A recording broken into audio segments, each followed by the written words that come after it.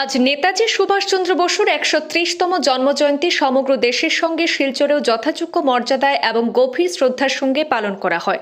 শহরের বিভিন্ন প্রান্তে দিনভর নানা কর্মসূচির মধ্য দিয়ে স্মরণ করা হয় এই মহান স্বাধীনতা সংগ্রামীকে।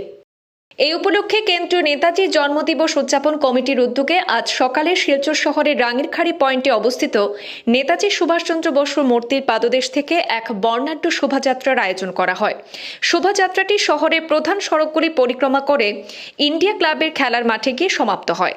সকাল ৯টায় বিশিষ্ট শিক্ষাবিদ এবং সমাজসেবী জয়া দেব আনুষ্ঠানিকভাবে পতাকা উত্তোলন করেন। সেখানে অনুষ্ঠানে বিশিষ্ট অতিথি হিসাবে উপস্থিত ছিলেন শিলচরের বিধায়ক দীপায়ন চক্রবর্তী সহ অন্যান্য বিশিষ্ট ব্যক্তিবর্গ। পতাকা উত্তোলনের পর শহীদ বেদিতে এবং নেতাজি সুভাষচন্দ্র বসুর প্রতিকৃতিতে শ্রদ্ধাঞ্জলি নিবেদন করার পর শপথ বাক্য পাঠ করা হয়। এরপর শিলচর শহরের 18টি বিদ্যালয়ের ছাত্রছাত্রীরা শৃঙ্খলাবদ্ধ কুচকাওয়াজ প্রদর্শন করে সেখানে অনুষ্ঠানে বিশেষ আকর্ষণ সৃষ্টি করে। ১৩০তম নেতাজির জন্মদিবস উপলক্ষে কেন্দ্রীয় নেতাজি জন্মদিবস উদযাপন কমিটির আজকের এই অনুষ্ঠানে এই মুহূর্তে আজাদ হিন্দ ফোর্সের যে ফ্ল্যাগ ছিল সেই ফ্ল্যাগ উপস্থাপনের মাধ্যমে এই কার্যক্রম শুরু হয়। সকালে মার্চ পাস্ট হয়, রাঙ্গিরখাড়ি নেতাজি স্ট্যাচুকে পরিদর্শন করে এই ফিল্ডে আজকে ইন্ডিয়া ক্লাব ফিল্ডে সেই কার্যক্রম চলছে। এখানে আজকে যেহেতু সরস্বতী পুজো, আজকে 18টা স্কুল অংশগ্রহণ করেই এই মার্চ পাস্টে। এখন মার্চ পাস্ট শেষ হয়েছে। আমি আন্তরিকভাবে শ্রদ্ধা জ্ঞাপন করছি ভারতবর্ষের স্বাধীনতা সংগ্রামের রূপকার নেতাজি সুভাষচন্দ্র বসু। এই নেতাজি সুভাষচন্দ্র বসুর ১৩০তম জন্মদিবস উপলক্ষে ওনার চরণে আমার শতকোটি প্রণাম নিবেদন করছি। ভারতবর্ষের মানুষ চেয়েছিলেন যে নেতাজির যে ফাইল, সেই ফাইলের যাতে উন্মোচন হয়, গোপন ফাইলের।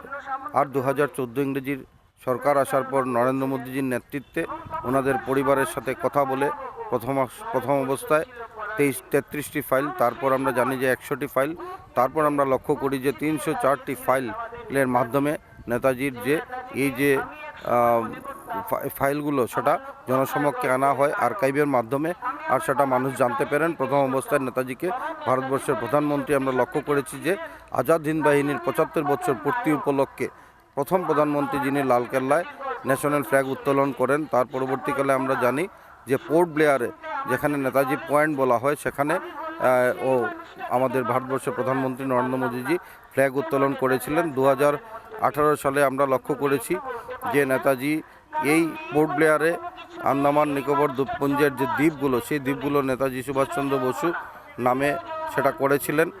আর তার পরবর্তীকালে আমরা দেখি যে আবার 2022 ইংরেজিতে একটা গুরুত্বপূর্ণ সিদ্ধান্ত যে পরাক্রম দিবস, এই দিবসকে পালন করার জন্য কেন্দ্রীয় সরকার সিদ্ধান্ত নেয়। আর তারপর আমরা জানি যে ইন্ডিয়া গেটে ভারতবর্ষের নরেন্দ্র মোদীজির নেতৃত্বে আমরা সেখানে 28 ফুট উঁচু নেতাজি মূর্তি স্থাপন করতে নরেন্দ্র মোদীজিকে দেখেছি। এইভাবে আজকের দিনে নরেন্দ্র মোদীজি সরকার, ভারতীয় জনতা পার্টির সরকার, কেন্দ্র সরকার নেতাজিকে স্মরণ করছে। আজকে গোটা ভারতবর্ষের সাথে শিলচরেও সেটা স্মরণ হচ্ছে। আপনারা লক্ষ্য করেছেন নেতাজি মূর্তির নবনির্মাণ ও স্থাপনা কমিটির মাধ্যমে আমরা রাঙ্গিরখাড়িতে পুরনো নেতাজি স্ট্যাচুকে আমরা নতুন স্ট্যাচু রূপান্তরিত করে সেখানে বসিয়েছি। আজকে আমরা অত্যন্ত গর্বিত, অত্যন্ত আনন্দিত যে শিলচরেও প্রথম নর্থ ইস্টের সবচেয়ে উঁচু 21 ফুট উঁচু নেতাজি মূর্তি স্থাপনা হয়েছে। এই মূর্তিতে আপনারা সবাই আসুন, আপনারা শ্রদ্ধাঞ্জলি জ্ঞাপন করুন।